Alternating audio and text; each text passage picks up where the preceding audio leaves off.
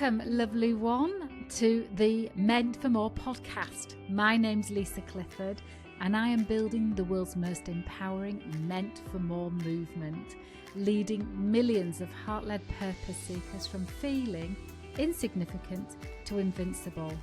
So I truly hope you enjoy this next episode. Welcome to this next episode on the Meant for More podcast. We've got Clare Markey. I met Clare at Sunday Firewalking Empowerment Instructor training course, and I went to support the training and the new students. And I met Clare then. She pierced my heart. You will see for yourself in this conversation, which is enriched with lessons, with wisdom, with healings. We celebrate her first ever Firewalk she ran 6 weeks after her training finished, and what stories she now tells herself, what she doesn't tell herself, what it's unlocked within her. So I really hope you enjoyed this conversation because it's very close to my heart. And welcome, Clare. Thank you for joining me on this Meant for More podcast.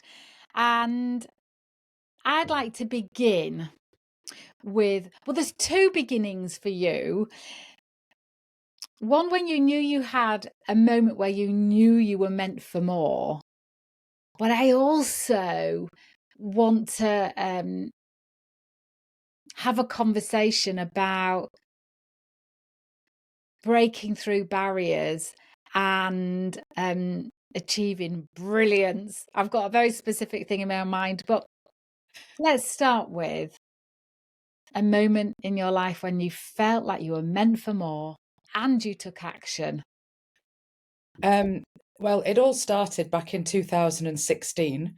I was invited to a Firewalk, no less. I hadn't been in the best place, and you sort of try and bring yourself out of, I wouldn't say the doldrums, but is this it? Is this what my life is? And I went. At first, I wasn't going to go because I was like, Firewalk? Why would anybody want to do that? I mean, come on, that's ridiculous. And literally 2 hours later, I found myself emailing the woman saying, do you know what? I've got nothing to lose. I'm just going to come. And that was on the winter solstice of 2016. Wow. It was like a light bulb went off in my life. It was very emotional. It was a lot, actually. But as I walked across those coals, shouting out words that I wanted in my life, I actually realized that those words were possible. And it just changed everything. Literally lit the spark within me. And that was it. I started moving forward and moving up from there. Did you? What did you move up to next? I mean, what was happening in your life that you want to share? So where did you move from and to as a result of the fire? Well, I'd been living in Luxembourg for quite a long time, and I'd come out of like a really nasty relationship, and then I'd gone a bit wild. Let's just leave it there. Everybody listening is like, yeah, let's not leave it there. Let's dig into that, but we will leave it there. So I was basically in a spiral of decline, but thinking that I was absolutely fine. Oh God, hang on a second. Hang on. Yeah. How often do we in life have behaviors that are coping mechanisms, but to our inner world and our rationale, it's the illusion of being okay, but to the outside world, it's out of pattern and therefore a massive indicator of what's going on. Yeah. But the thing is that I didn't really have anybody in my tribe that was telling me, Claire, come on, you need to get your act together here. They were just like, oh, yeah, let's go out for another party. And, you know, it's a really good laugh. And, oh, we want to go out. We'll invite Claire because we know she'll come.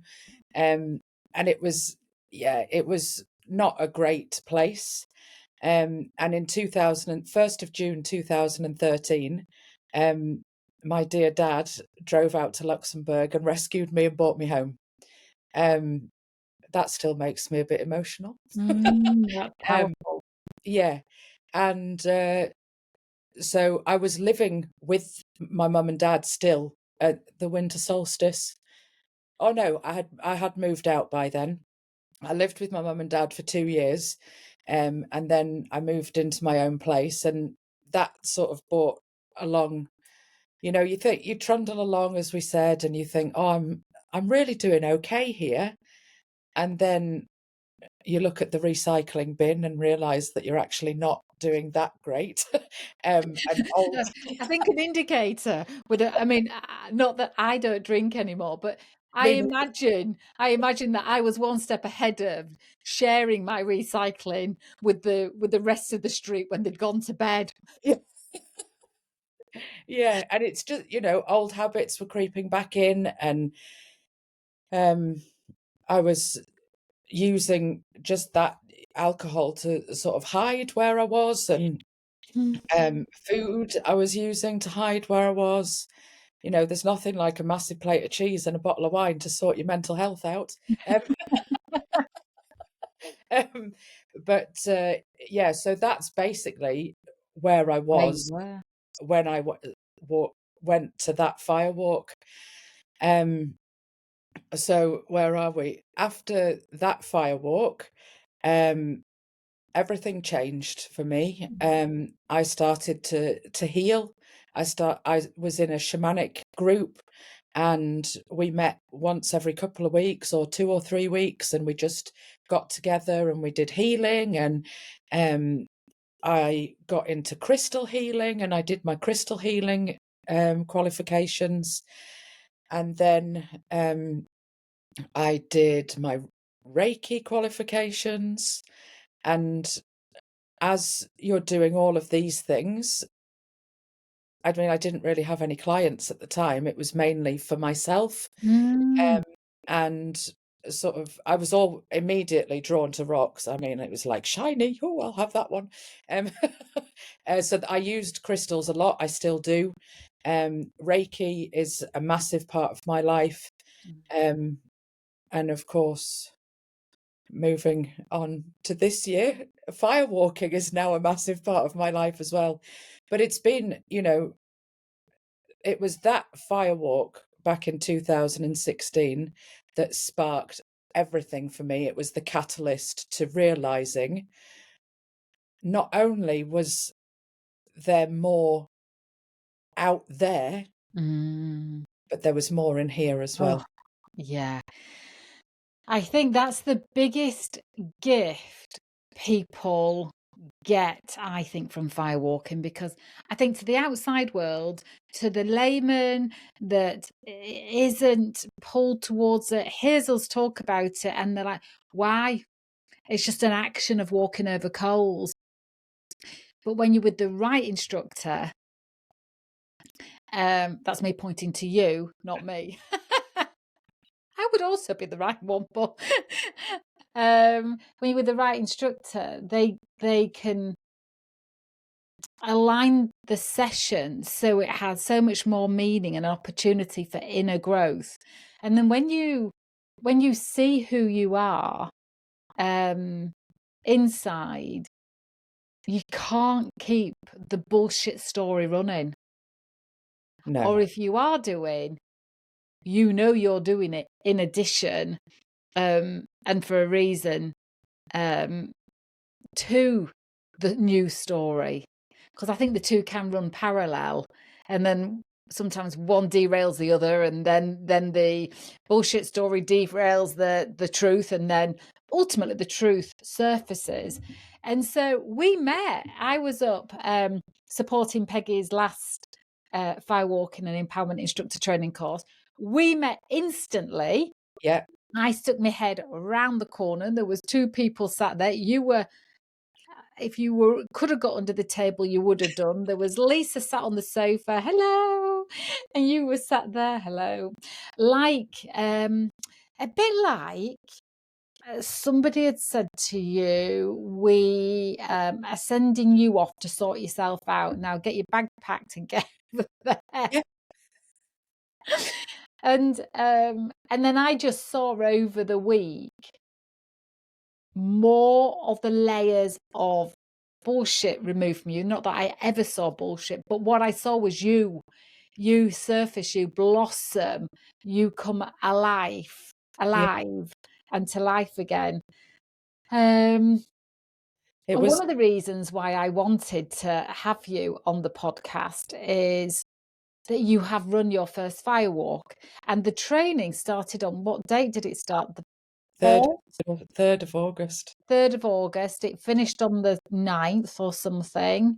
Yeah. And you ran your first Firewalk on 20th of September. So that was what, 2 weeks after not 2 weeks, 6 weeks after the course finished, Yeah. if not between 6 and 7 weeks after the course had finished. Yeah. And I think that is worth a massive celebration, because we can all go on a course and we can say, I'm absolutely running a Firewalk, or we can say, I'm absolutely going to do my first Reiki training course, or do my first talk. But later just keeps getting later and later and later. And the most courage we ever need is taking that first step on the first one. So I have massive admiration, pride in you, to call you my friend, for doing your first ever Firewalk.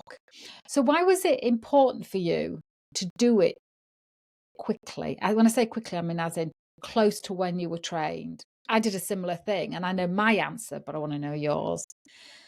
I honestly just couldn't wait to share it. Oh, That's what it was. And it does make me emotional, because it's such a privilege for me, and it's such an honor to be able to share a gift that helped me so much. mm, And I just couldn't wait. I couldn't wait to just do it and get out there and share the fire love, and just share the love in general, and just to watch people as they come in and see them grow over the space of a really short time and leave like completely different. You know, their faces look different, their posture is different, their attitude is different. And it just, over such a short space of time, yeah. that transformation is incredible. And I just couldn't wait to share it. I was like, come on, we've got to get loads of people in here. We've got to share the love. And that was why I wanted to do it. But it wasn't without your own fear, because I don't want people to underestimate what it takes to lead a Firewalk. Yeah. It's not just what it takes to set up the room. And I mean, there was no detail not covered. Every detail you covered, and we'll go through that. But it's not without fear leading this, doing the setting up, and then your part that you play in the process, and the fact that you're taking people over fire. So just talk through what was going on in your inner world, because you did it. I was there, people. We had biblical rain Yeah. non-stop. But it didn't dampen anyone's spirit at all. No. So just tell me what was going on in your inner world, because whatever was going on, the doubt or the questioning, or the I hope I'm getting this right, or the nerves, it all translated in beauty. Oh, So thank what was going on? I would say it was probably a bit like a swan. You know, on the top, I'm like, yeah, this is great. Everybody come on, it's brilliant. And underneath, I'm going, oh my God, what happens if they burn their feet? What happens if they can't break the arrows? What happens if because also I did a Glasswalk in that workshop. What happens if everybody cuts their feet? What if people just aren't going to, I can't motivate people to choose to do this? And I'm thinking, I've got 12 people who have put their trust in me, Yeah. and some of them didn't even know me. They'd never met me before. They just Amazing. literally saw me on Facebook and thought, "Oh yeah, I'll do that." And I was like, "Oh wow." Yeah. And it just felt like a massive, massive responsibility, which of course it is. Mm. Um, and I just was thinking to myself, look, like checking the weather forecast every 2 hours, going, "Oh my God, this is going to be a nightmare."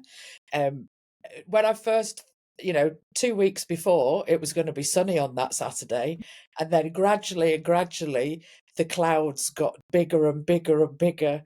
But you know what? For me, um, it was the wheel turning to the west, so it was the autumn equinox, and I use the element of water for the west because it's not, it like washes everything away before we head into winter, the time of hibernation. I know the elements are different for different people, so it was kind of fitting that we had all of that rain um, to really welcoming in the water element on the autumn equinox as we turn to the west. So it was meant to be, I suppose. But yeah, it was. And I tell you, the most frightening part was when we all came together in the circle and I said to everybody, "Who's firewalked before?" And nobody put their hands up. And I'm like, "Oh my God, I've got 12 newbies here." And I was like, "Oh, how exciting." And underneath, I'm going, "Oh, crap." Why would it, why was that for you then? Why was your preference to have people, if in your mind, why would you have liked, not I, essential? I hadn't even thought of it until I said, "Is there anybody who's firewalked before?" And nobody put their hand up. So I inside, when your stomach just goes, and then I'm like, "Oh my God, is this going to be even harder?" And the pressure that just went, it was like somebody just put my head in a vice, and I Yeah. was like, but I took a breath and I was like, "No, it's all going to work out. I've got this." And obviously, with your support was invaluable outside in the pouring rain, tending our beautiful fire. It was something else. There wasn't a dry part of my body. No, But it was wonderful. And in the run up to doing it, and even the setting the date, because there'll be people watching this that were on the training with you, or have been on other trainings, and are thinking about running their first firewalk but haven't done it yet. What sorts of things were going through your mind in the setup, in the agreeing the date, the venue? I think you had your venue already, didn't you? I did. I had the venue already. Um, and I have been running fire ceremony on all of the Sabbath days, um, and the equinoxes and the solstices and the days in between. Um, and I thought to myself, I could do a fire ceremony for the autumn equinox, but now I've got all these new skills. Why should we not do a fire walk? Um, it's and so that was it. It was going to be the autumn equinox. Um, but then once you've done that and you realize, well, I realized, okay, so I've got, probably by the time I'd sort of got my settled back into everything after the training, because let's not underestimate firewalk instructor training. It's intense, isn't it? Yeah, It's really intense. And the but thing about the training is you don't get a schedule of what you're doing every day for good reason. And so yeah, your wits are about you the whole time, but you're forced to be present and conscious yeah, the whole time, which is longer than we are normally. yes, yeah, yeah. And it's long days as well, 9:30 in the morning till 10 o'clock at night, Mm, 5 days solid, and mm, you've got the half day and the half day either side of that. mm. Um, so yeah, once I sort of settled back into normality and being in a bubble, obviously, just in that magical bubble with Peggy and everybody who was there. When you come home and get back to reality, it does take a bit of time. And Good. so it was probably about a week after I got back, I was like, right, let's do this. I've got the venue, I've got the date, let's do it. And then I was like, well, I want everybody to do a glass walk because that's really cool. Um, and then I thought, I'm not going to put the pressure on myself for the first one to do rebar bending, but we're definitely doing arrow breaking. And then, of course, we've got the fire. I'd already, as we were leaving Lendrick, actually, I said to you, didn't I? I'm going to do a firewalk on the autumn equinox. If you fancy coming to be a fire tender, I'd be grateful. um, so actually, as I was leaving, the plan was already in my mind. But then you think, okay, so I've got all these things to do. Where am I going to get the arrows from? Well, of course, you very kindly on the course told us where to get the arrows from. And then, oh, what about the Glasswalk? Oh, well, I'm going to have to make one of those. So where am I going to get all the Better bottles? start drinking. Yeah. Well, in a All for the previous spirit time, of it's all for the yeah, spirit of transformation. Now line up the wine.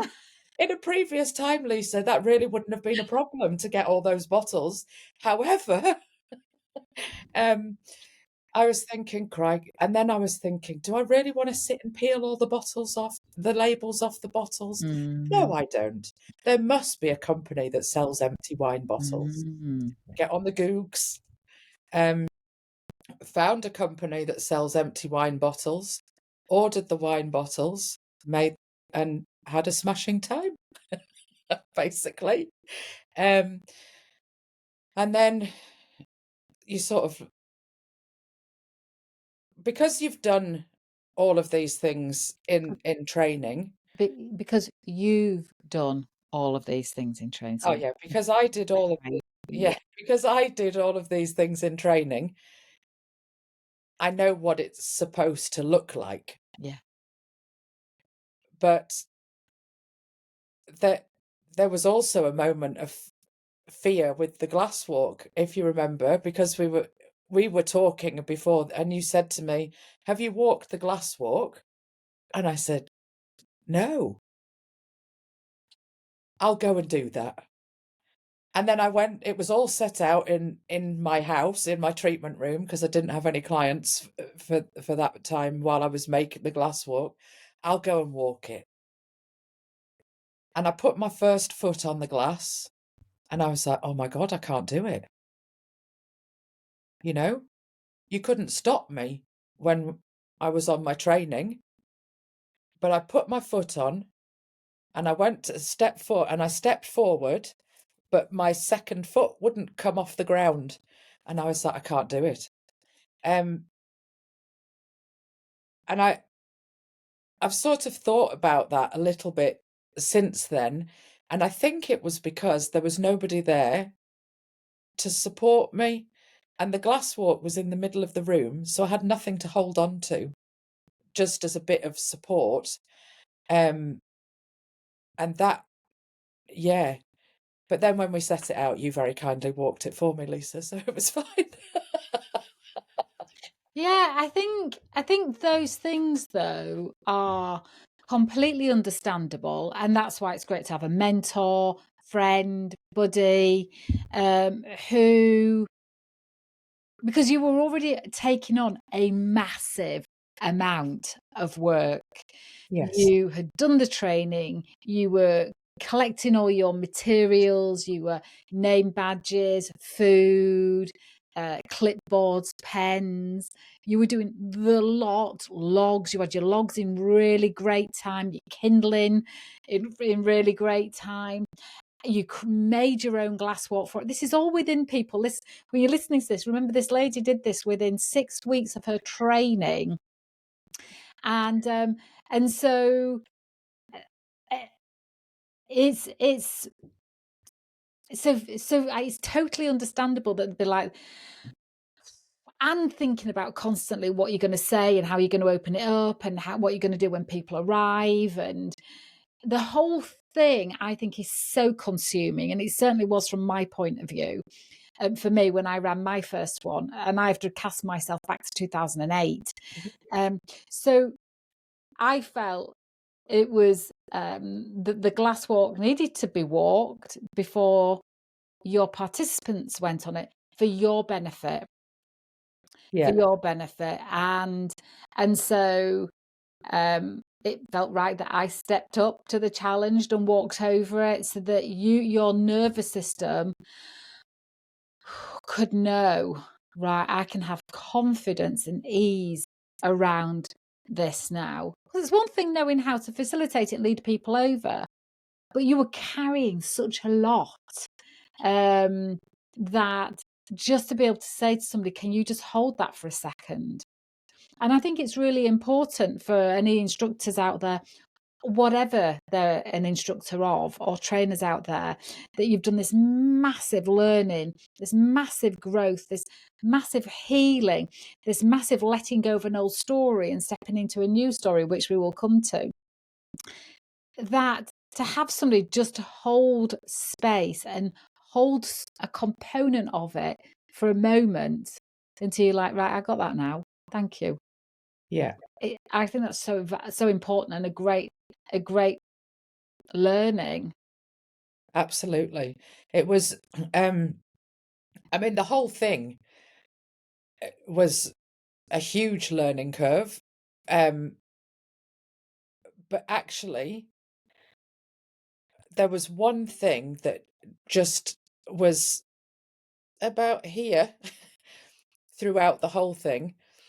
And it was something that Peggy said to us on our first night together. So we had our first sort of introductions on the Sunday evening. And as we went down to the fire, Peggy said to us, just keep in mind that you're not learning, you're remembering.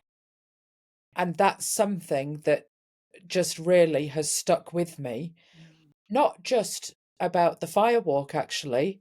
It's about everything that I do and everything that, it's in our soul. Mm.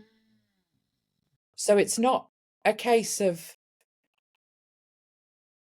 am I learning how to do this? No, it's in me. It's in my soul. I'm just calling it to the surface so that it's there. And that really, really helped. Really helped massively. That's a lovely moment, a lovely reminding moment, is just know that you're not learning, that you're remembering. And the instructor training itself works on so many levels. It works on that you're a recipient and participant. You're also experiencing it, you're also learning it, and you're also having to remember that you are the instructor on it as well. So there's like 3 layers. Yeah. And that's what makes it so unlike any other training out there. Yeah.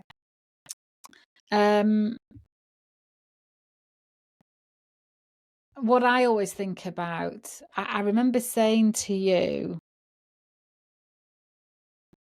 it's not just about what it's doing for the participants in your training. And to anybody listening and watching, Claire's space that she uses is gorgeous and feels gorgeous. And you do it in what looks like somebody's garden. So what a gift of space in such a gorgeous, seems like a village. Yeah. In Penrith. Just outside of Penrith, yeah. It just, and was quiet. There wasn't anybody watching. Mind you, everybody would have been inside because it was biblical rain. I just want to say, because somebody said to me, so did it still go ahead in the rain? I went, absolutely. What about the fire? Did it go out? No, it was No. beautiful. But people, nobody, not one single person complained about the rain. No. Nobody complained about the rain, and they went over the fire over and over and over again, soaked to the skin, but they kept their heads up, their shoulders back, and they stayed in their power the whole way through. So that, and I said to you, it'll never be harder than this, No. unless you add wind to it.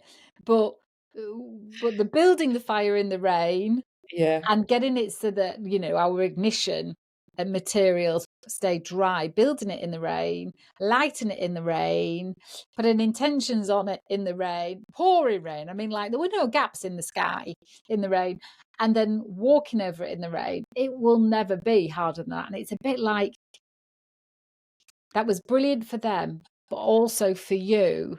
There's a new story being created. Can you share, if it's revealed itself fully to you, what story you've let go of that you just can't possibly, with good faith, hold on to anymore because it just be lies or not true any longer? And what story have you created? I think that the big thing for me was at training. Peggy tells a story about, and I used this because it was so powerful to me. I used it in my Firewalk at my Firewalk.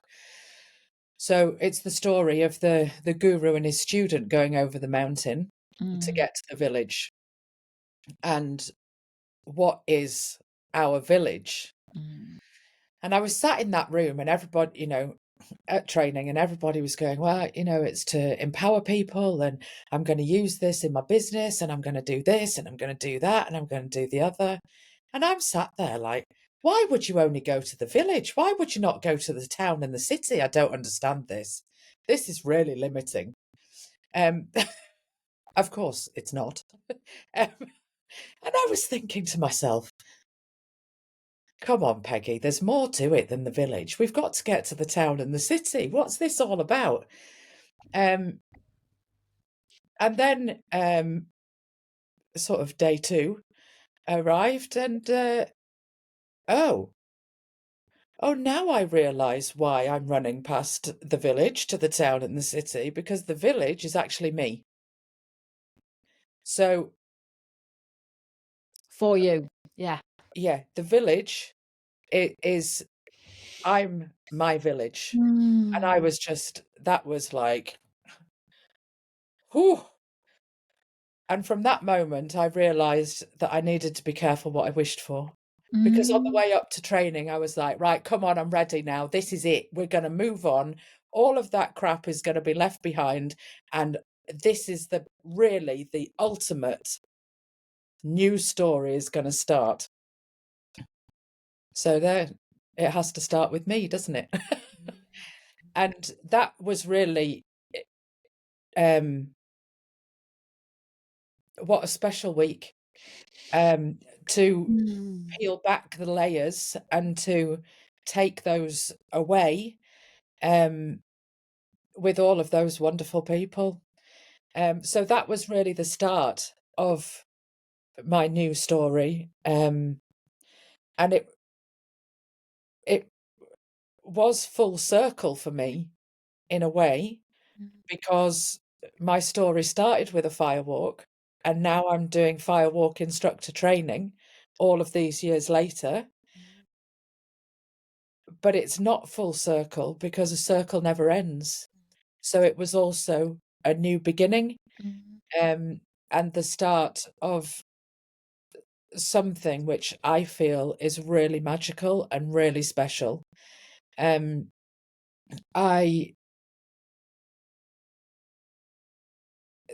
then moving on to doing your first firewalk, you don't realize. My first Oh, firewall. yeah. What When I'm doing with Claire, for anybody listening and watching, is we have a habit, don't we, in life of disassociating unconsciously in a humbleness. And instead of saying mine and owning it, we become very generous and say yours. But it makes the sentence and the paragraph and the conversation inaccurate. And that's why I push it back to her gently, because it's something that absolutely Claire should be owning and be proud of, and she is proud of it. I'm But very that's why I gently change the language back to, so what happens with my first firewalk is yeah, so when I did my first firewalk, I had not quite realized that my story was going to change again. I was changing other people's stories with the transformational power of the fire, but my own was also changing again. Um, and that's something that I really would like people to know, because I believe that every time I now run a firewalk, my story is going to change again, because it's, although like the underlying theme of the story is the same, there's, you know, it's never going to end, because why would you want to put an end to your story? It's got to always be, there's always got to be something to strive for, something to aim for, something to challenge ourselves. Because if we don't have that, then I think we get stuck and um, complacent maybe about where we are in our lives. Um, Whereas it is a constant evolving, because otherwise, what is there? There's always more. I think it's that consciousness, isn't it? Yeah. That contributing or adding tapestry to our story, or realigning it, or sharpening it, or whatever it is we're doing with our story. And what I mean by story is the things we tell ourselves about ourselves, the way in which we describe ourselves to others, the way in which we see what's possible for ourselves, comes from a story that plays out in our mind, an abbreviation of what we think about, a summary, abbreviation of what we think about who we are and what's possible. And I, in a previous podcast, Kelly Tamplin, who graduated as a firewalking instructor with me this year, she says it brilliantly. She says, we're either fighting to let go of an old story or fighting to create a new one. And I completely agree. And that's, I think, what happens when we're in consciousness, doesn't Yeah. it? I mean, the alternative is that we are unconscious and therefore sleepwalking through life. And there's a lot to be said for having spells of doing that, where we can just not have our nervous system agitated all the time. And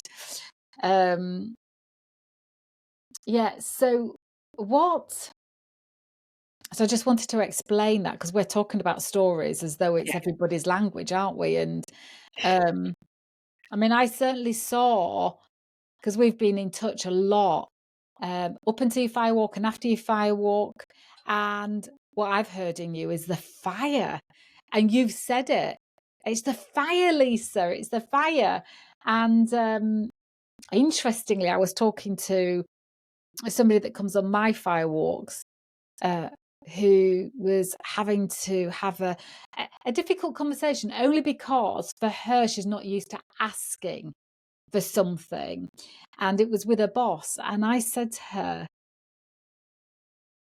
because her default would be to be very permissive and very I don't know the word, overextending the power to somebody else instead of seeing herself as on a complete level. And I said, I want you to remember the last time you stood in front of the fire and that feeling that you had in your body of being the fire. Yeah.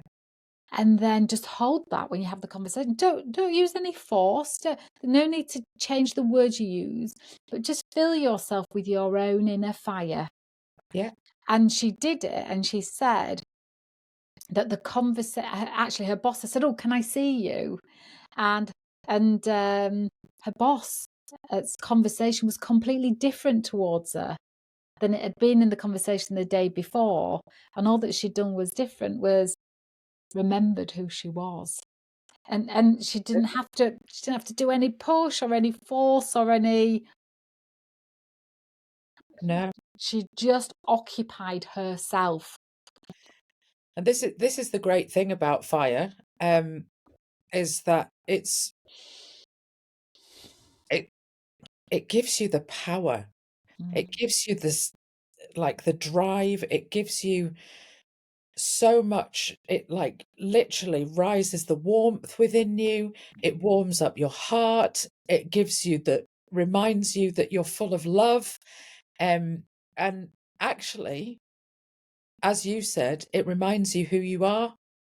And it brings you closer and eventually back to being your authentic self, which is the most important thing in your own life, is to be your authentic self. Because I think that what happens is we play a bit of a game, don't we? Of knowing that we've got to have a conversation or do something, and then we start creating this scene in our mind of a stage. And then we start giving the people that we need to talk to their roles, their characters, their costumes. And then we've played out their scripts, and then we've played out our part. And we've done all of that in our mind. Yeah. And then we think about going to have a conversation, and we've dampened our hope, our spirit, because we've played out a scenario that usually, not every time, but usually puts us on the back foot. Yeah. Because I've it's done exactly the same thing. I've thought to myself, oh my God, I'm going to have this conversation. So then I start having the conversation with myself and yeah, what they're going to say, and then what I'm going to say in return, so that I've got all my comebacks ready. And then it's almost like, well, you've put that out to the universe. And when you actually go and have the conversation, it's like the universe has already had a word on the other side, and it's actually much easier. yeah. Well, I think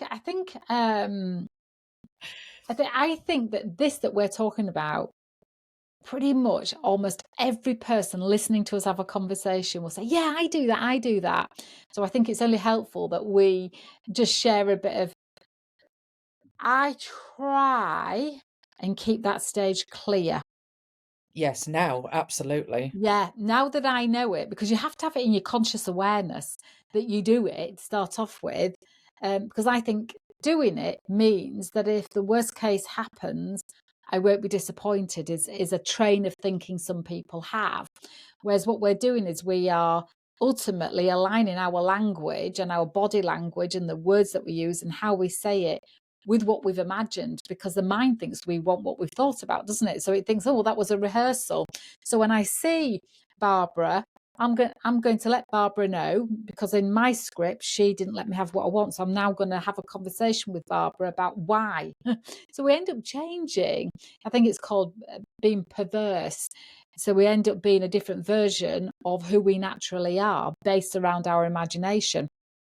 So I would say to anybody listening, try to clear the stage and just imagine what outcome you want, not how it's going to go, but the outcome that you want, and how you can be in your heart when you have the conversation. What would your tip be? Because I feel like we've just given Yeah. people like a reflection. They're like, oh yeah, do that, and then I feel like, well, we need to like give a bit of wisdom as to what each of us would do. Um, Now, I like you. I don't think I even have the stage anymore. I just, um I never have any expectation of that person, because as soon as you have an expectation of that person, you're actually not only limiting them, but limiting yourself. So as soon as you remove expectation, some people might say, well, you can't be disappointed. But I actually say, if you remove expectation, you're not limiting yourself. Because what Exactly. happens if you had that conversation that you've played out in your head and it goes exactly like you thought, and oh, I feel really bad after that and it's not great. But what happens if you had that conversation with no expectation and it was just like, oh my God, I've seen a completely different side to that person and now we're best friends. Yeah, well, it leaves you open to curiosity, doesn't it? Yeah, The lack of I love that, because the lack of expectation means that you're just left with, in a sense of marvel of what could be. yeah. What did There's two things I want to ask. What has running your first firewalk unlocked within you? That's the first question. The second, I have to tell you them both now, otherwise I will forget them. The second is, and what do you now know to be true about yourself that you didn't know before? So what's it unlocked? And what do you know to be true? Having run your first firewalk, because Uh, it's different to just doing the training. so doing my first firewalk has unlocked everything. I just feel so free. Mm. I feel able to walk my walk as well as talk my talk. Whereas sometimes, we have those. I mean, don't get me wrong, I'm still probably going to have the self-doubt and the all of those things because we are human after all. Um, but it's I've just unlocked everything. It's changed everything for me. Um, holding space for 12 people to take their first step into their new beginnings, their new stories. I mean, wow. What it's also very humbling, and it was a real honor for me to do that, and a real privilege, and I will never forget that feeling. Here we go again. I'm getting emotional about it. But emotion is good, Um, but yeah, it unlocked everything, changed everything. And I can't remember what your second question was. What do you now know to be true about yourself? Um, that I'm as fierce as the fire. Um, I, I know who I am, Mm. and that is the most important thing. I know, I know what I want to achieve. I know how I want to achieve it. I feel like I've come home. Um, and my heart is just full of so much love and so much joy. And I can't ever remember having this feeling that I've had since I've done my first firewalk. And it's incredible. Really is incredible, and a real privilege to be able to feel that.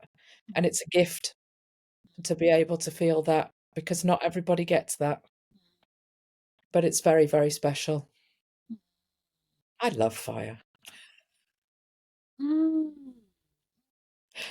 I mean, that's powerful what you've just said, because I know the feeling you talk about. It's a bit like when you run your firewalk and you think, where do I put this feeling about what I've been able to co-create and help people facilitate, have the experience of. Yeah. When you see the difference in people, it's like, where do you put that? I, It's phenomenal, isn't it? yeah. I just wanted to go back to something that you said that I think is so important for people to know. You mentioned the word self-doubt. And so I'll tell a tiny story and I'll tell you where it fits in. I was doing a talk on Tuesday, as you know, to 200 women founder business owners and women angel investors. It was my third time at this event. It's lovely that I get invited back, but this time I was on the main stage, and my way of speaking is heart to heart. So I did have some slides because I had some data that I wanted to share. And I know some people take data in better if they see it than if they hear it. And I had a couple of videos that just wove the whole thing in perfectly. So it meant that I was worried a bit because I didn't want to be in the straitjacket of a presentation, because I'm not that style of speaker. I will then speak to everybody like we're all together. I just happen to be the one who's got the talking stick at the moment. And people like that style. But it also means I don't know what I'm going to say until I say it. I know the intention that I've got. So I did a brilliant job. I got the feedback afterwards from people, messages sent to me directly, people creating LinkedIn posts and mentioning me and my key messages, which was brilliant because it meant that I could see all that landed. And a friend had come with me, and one of my instructors had come with me to do the rebar because I wanted to demonstrate that this is not just about knowing how to do something, it's about the who you are doing it. And I shared with her afterwards. She said, "Oh, I thought you did very well. Well done." She's quite.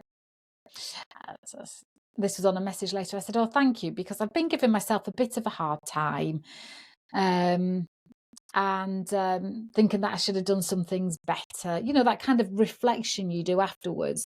And she just said, "Stop having self-doubt. It's what you teach us, isn't it?"